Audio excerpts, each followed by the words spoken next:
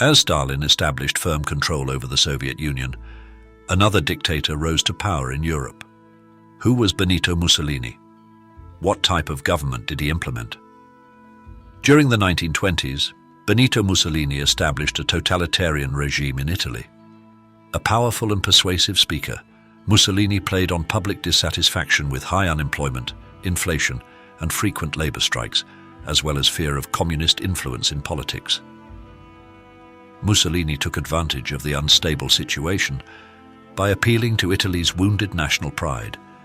He won the support of many Italians by promising to address the economic suffering and the threats posed by communism. In 1921, Mussolini established the Fascist Party.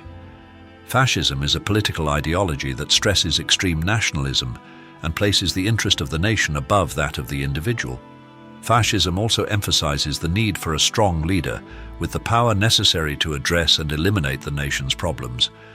In October of 1922, Mussolini led 30,000 of his followers, known as Black Shirts, in an event known as the March on Rome.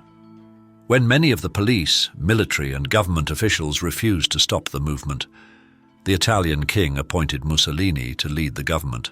Rather than going by the title of Prime Minister, Mussolini referred to himself as Il Duce, meaning the leader. Mussolini was granted emergency powers that were to last for only 1 year, but in doing so, the Italian parliament unknowingly established a dictatorship that would last for the next 20 years. Unlike Stalin, who used harsh methods to maintain control over his people, Mussolini sought to win public support. Mussolini praised the Italian people and their past, stirring up emotions by adopting much of the imagery of the Roman Empire.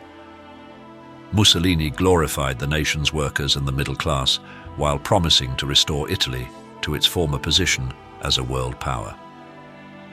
Under fascist rule, Italy had a balanced budget, inflation was eliminated, and the railway system was modernized.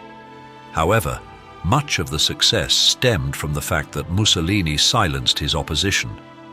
Opposing political parties were disbanded, while the press, radio, and film were used to distribute a ceaseless flow of propaganda. Over time, the fascists extended their control to every aspect of Italian life.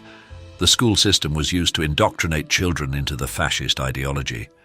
Students wore black uniforms and the concepts of discipline, duty, and obedience were emphasized. Mussolini also hoped to enhance Italy's role on the world stage and preached that it was natural for strong nations to conquer weaker ones. Ethiopia, one of the few remaining independent nations in Africa, became his first target.